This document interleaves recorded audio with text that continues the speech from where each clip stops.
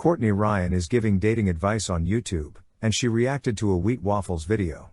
And now I'll be reacting to the reaction, kinda like Inception. Anyway, she started off by saying that looks get you to a certain level but they aren't everything. I agree 100%. The thing is, she unknowingly gave a point to the Blackpill by using this seemingly innocent phrase. Looks get you to a certain point, and that point is the very beginning. Looks get your foot in the door. Sure, people can mess up their looks advantage by acting like morons, but at least they had a great chance of winning the game, while very unattractive guys can't even get a chance to shine. Attention! I'm not saying that you have to be a 6'3" Chad with a perfect face in order to be given a chance, and if you're an average-looking guy it's over. I'm talking about very unattractive guys. They could have a great personality, but women will never know because they didn't want anything to do with them in the first place. So yeah, looks aren't everything, but they do get your foot in the door, and that's essential. She then talks a bit about the difference between online dating and real life, and again I agree, it's not quite the same for various reasons, such as the fact that the users are only 20% women, when in real life it's close to 50-50.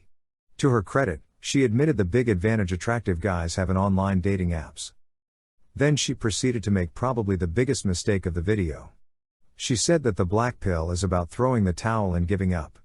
So let me get this straight. There are indeed some channels that are saying things that resemble this statement. But the majority of Blackpill channels are offering tons of solutions. We're talking about improving your looks, changing locations, we explain the target groups to give you an advantage, but according to Courtney we're all about giving up. Ironically, the channel she reacted to is Wheat Waffles, who is not a doomer at all. I mean, she could have chosen another channel to give her argument a better chance, but she was probably too lazy to do that and just called all of us quitters. She then said a bunch of blue pill cliches, such as be confident and be what you want to attract. So, if an ugly guy wants to attract a gorgeous girl, he should be gorgeous too, right? But I forgot, it's all about the energy. Then she read a comment saying that girls aren't looking for looks, they're looking for a man, and she agreed with that statement. So at first she said looks matter but they're not everything, and then she agreed with a statement that suggests that women care about masculinity and looks are unimportant. And if you think I'm strawmanning her, don't worry, she further contradicts herself in the rest of the video. She later highlights the difference between online dating apps and real life once more. And even though I agree with her, she puts it into black and white terms, trying to make it seem that real life is nothing like online dating. Even though it's not as hard, and things like personality come more into play in real life, it's not like it suddenly becomes easy for unattractive guys. You can only compensate so much for a lack of good looks. Being funny and confident can give you a boost, but they can't turn a 3 into an 8. Women might not have 100 options in real life, but they still have 10 and they're still going to be selective, and as Wheat Waffles said, the easiest way to filter is looks. There's no time realistically to thoroughly examine every choice, so, just reject half of the guys who aren't as attractive as the other half, and then examine the remaining options. I don't get how this is so tough to accept, but anyway. One thing that was clear throughout the video was that she didn't approach the subject with a clear mind. You can tell by her facial expressions that she views the whole thing emotionally and not logically. Before she even hears each argument, she already looks displeased.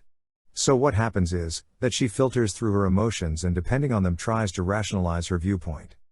Wheat Waffles then stated that looks are mostly objective, and Courtney said that even though there is such a thing as conventionally attractive, some women are into men that don't look like that. What she talks about here are niches, and I agree on this one. A guy might be average looking, but some women will go crazy for him because he happens to be their specific type, let's say for example a metal girl falling for a metal guy. I've seen this happen in real life, but here's the thing.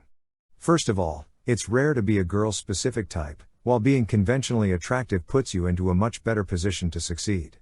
And secondly, you have to be at least average looking for this to work out. You might have exactly the style that a girl looks for, but if you're unattractive, it won't work at all.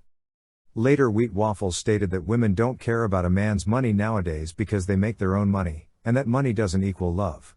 Courtney said that women care more about money than looks, but then agreed that money cannot buy love.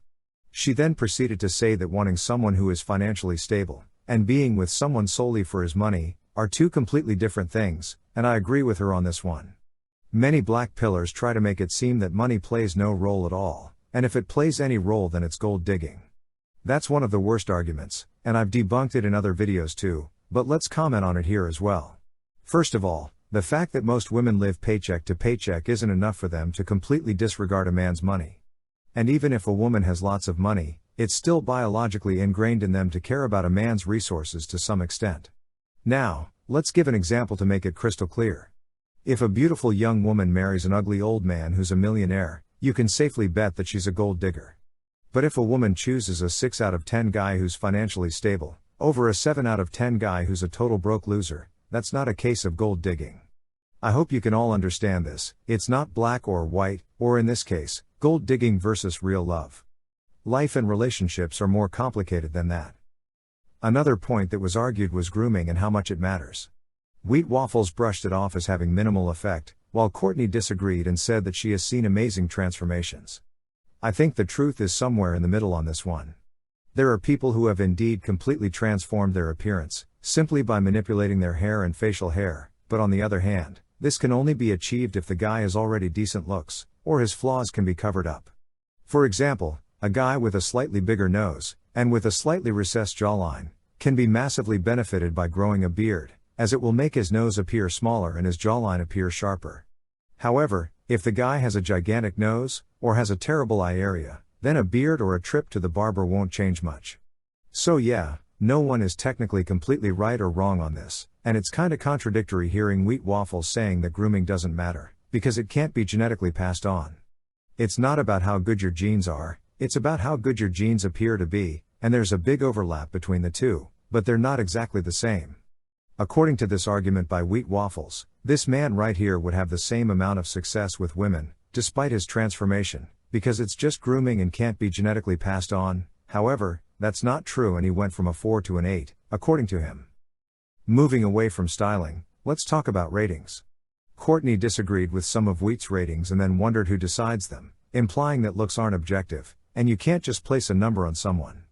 However, that's contradictory to her previous statements. She said that there is such a thing as conventionally attractive, so the only logical assumption is that there must also be such a thing as conventionally unattractive, or conventionally average. You can't have one side without the other. It's like saying there is such a thing as hot water, but there's not such a thing as cold water.